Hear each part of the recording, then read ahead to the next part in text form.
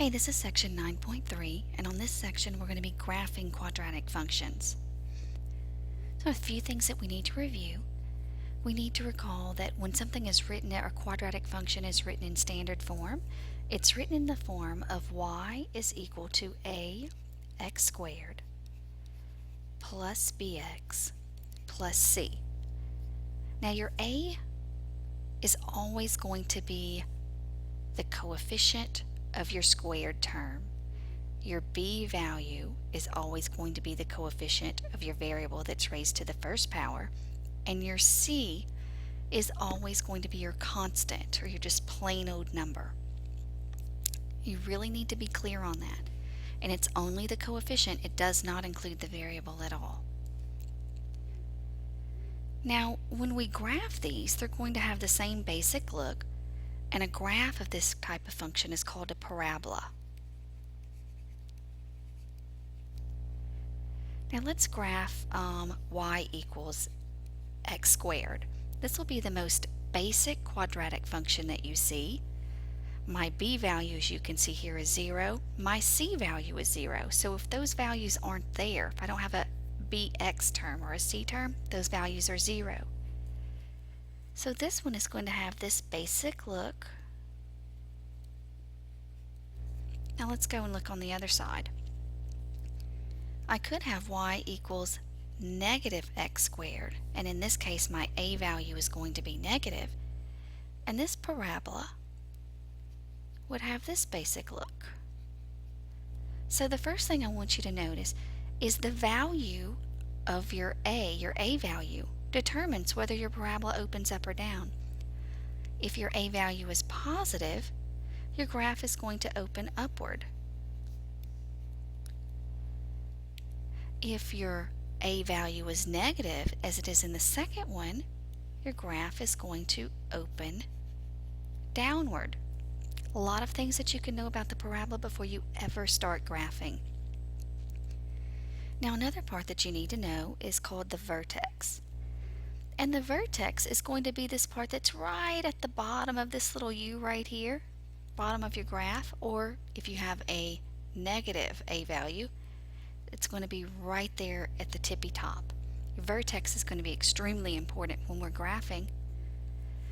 So the first thing I want you to notice, on the positive graph, the vertex is the highest or the lowest point. That's right, it's the lowest point. So if I have a negative graph, the vertex is the highest point.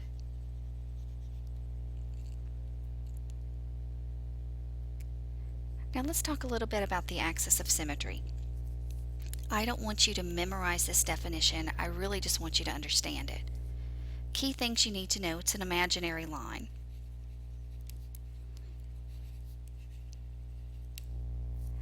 And this imaginary line passes through the vertex.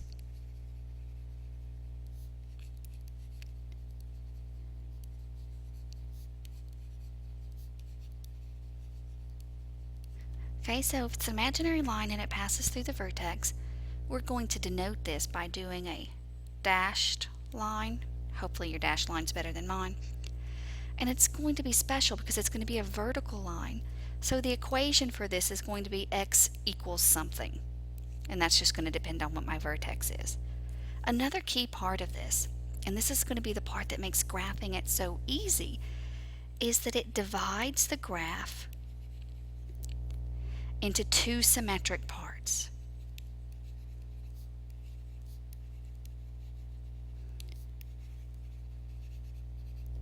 So if I know something that's on one side of the graph, I can figure out what the other one is without doing any real work.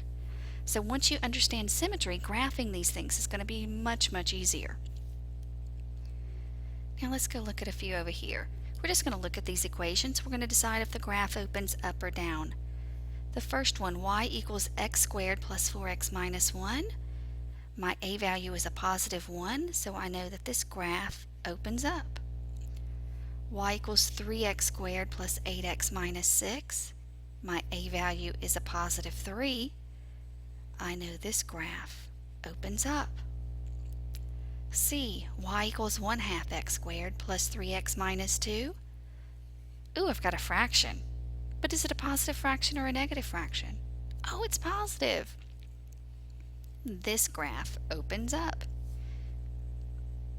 Y equals negative x squared plus 4. Oh, my a value is negative 1. This graph opens down. Okay, now finding the vertex is going to be key to all of our graphing. So one of the first things I want you to do is we've got to know how to find the vertex. The vertex is just an ordered pair. It's a point. So we've got a formula that lets us find the x value.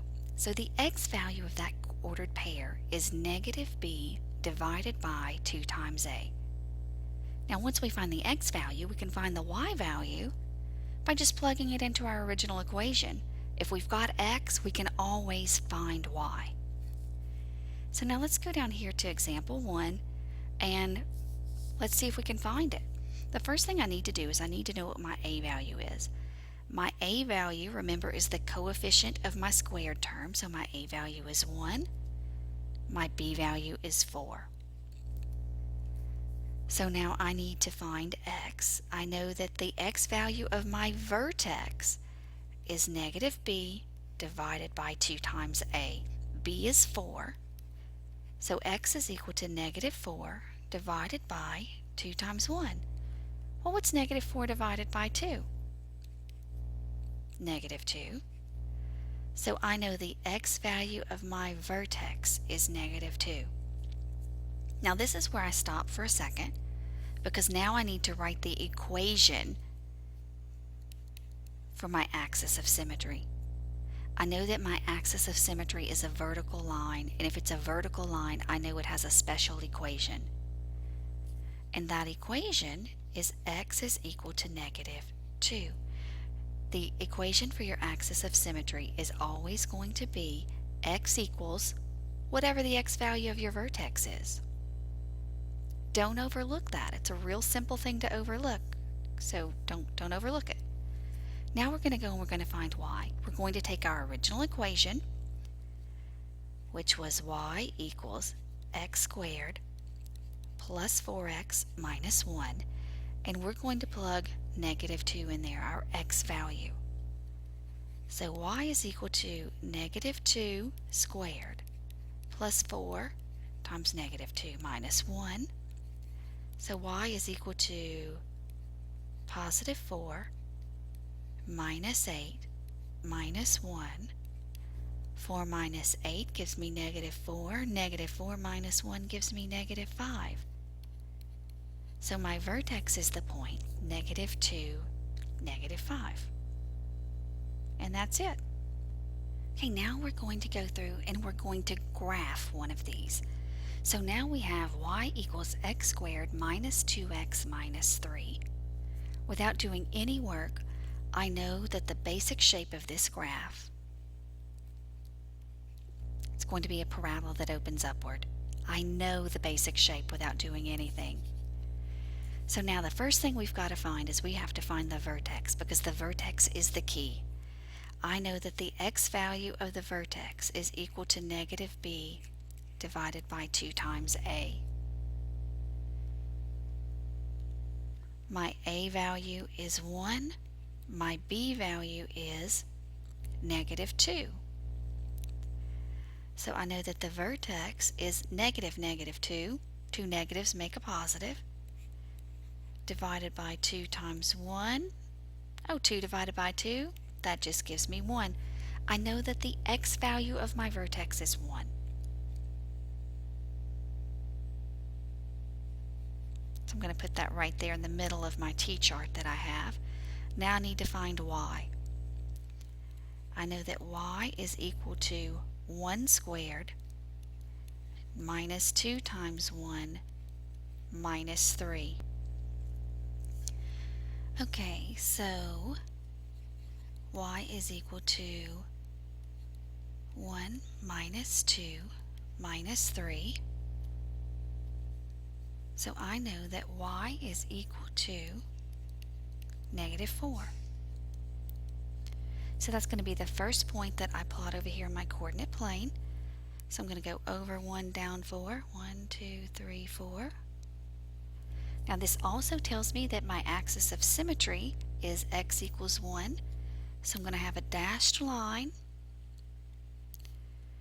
that goes right down through that vertex. This is the graph of x equals 1. Now I'm going to use symmetry to determine some other values. I'm going to want to pick a point on the right side and pick a point on the left side. So I'm going to pick 2 and I'm going to pick 0 for right now. Now I'm going to be working these. I'm going to remember earlier we used function notation. That's just so we can keep our work straight. So I'm going to evaluate this equation when x is equal to 0. So when the function is 0, so I've got 0 squared minus 2 times 0 minus 3. The function evaluated at 0 is what? Negative 3.